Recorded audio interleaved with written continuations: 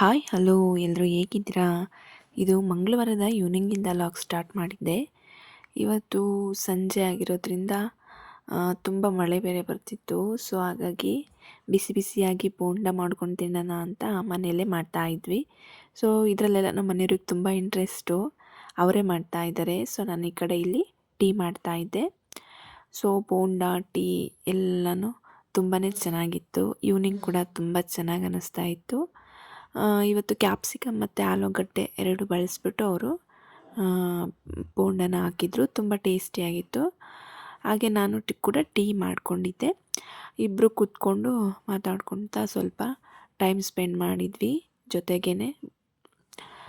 So ಇವತ್ತು evening ಸುಮ್ಮನೆ ಸ್ವಲ್ಪ ಡಿಸ್ಕಸ್ ಮಾಡ್ತಾಯಿದ್ವಿ. ಅರ್ಲಿ ಮಾರ್ನಿಂಗ್ ನಾನು ಊರಿಗೆ ಹೋಗಬೇಕಿತ್ತು ಸಡನ್ನಾಗಿ.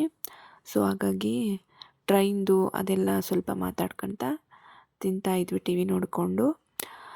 ಮಾರ್ನಿಂಗು ನನಗೆ ಸಡನ್ನಾಗಿ ಒಂದು ಸ್ವಲ್ಪ ಕೆಲಸ ಇತ್ತು ನಮ್ಮೂರಲ್ಲಿನೇ. ಹಾಗಾಗಿ ಅಲ್ಲಿಗೆ ಹೊರಡ್ತಾ ಇದ್ದೀನಿ. ಫುಲ್ ಅರ್ಲಿ ಮಾರ್ನಿಂಗ್ ಇದು.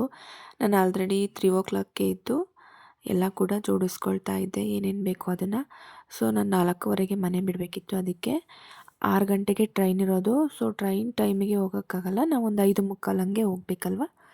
ಸೊ ಅದಕ್ಕೆ ನಾನೆಲ್ಲನೂ ಬೇಗ ಬೇಗ ಜೋಡಿಸ್ಕೊಳ್ತಾ ಇದ್ದೆ. ಅವರು ಕೂಡ ಹೆಲ್ಪ್ ಮಾಡ್ತಾಯಿದ್ರು.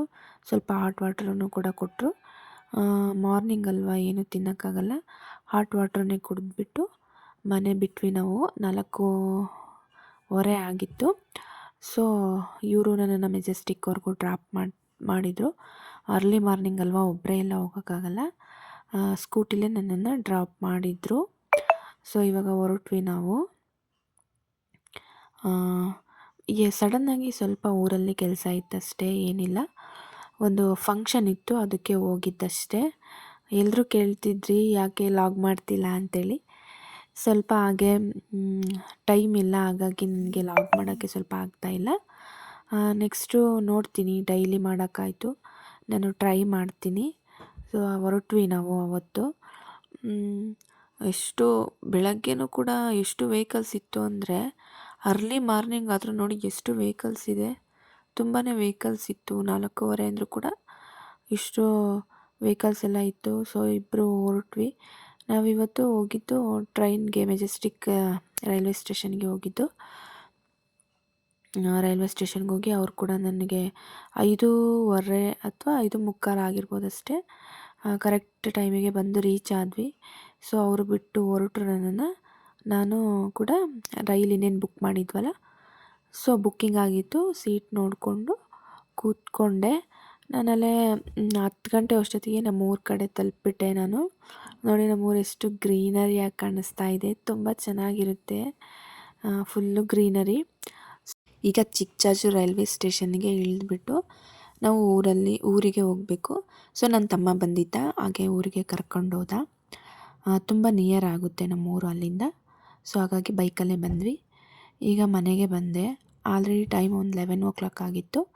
ನಾನೊಂದು 11:30 ನಾನು ರೀಚ್ ಆದೆ ಫಂಕ್ಷನ್ ಹಾಲ್ಗೆ.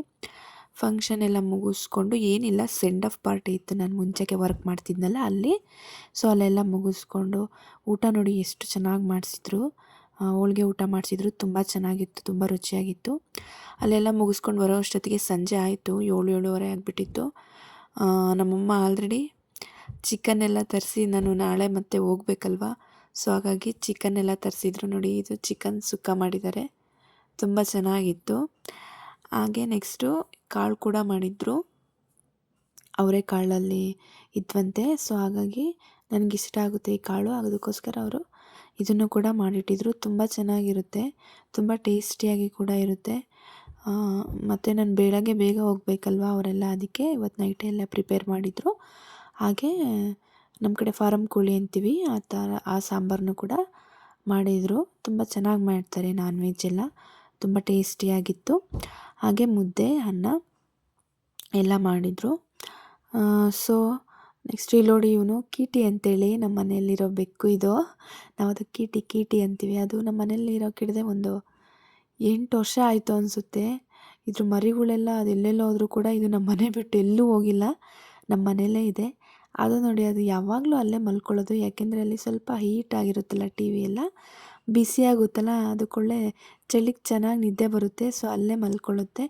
ಈಗ ನೋಡಿ ನಮ್ಮ ಅಮ್ಮನ ವಾಯ್ಸ್ ಕೇಳ್ತಾ ಹೆಂಗೆ ಹೋಗ್ತಾ ಇದೆ. ನಮ್ಮ ಅಮ್ಮನ ವಾಯ್ಸ್ ಕೇಳಿದ್ರೆ ಸಾಕು, ಅವರು ಹಾಲು ಊಟ ಎಲ್ಲ ಇಡ್ತಾರಲ್ವ, ಹಂಗಾಗಿ ಅವ್ರ ಹಿಂದೆನೇ ಹೋಗ್ಬಿಡುತ್ತೆ.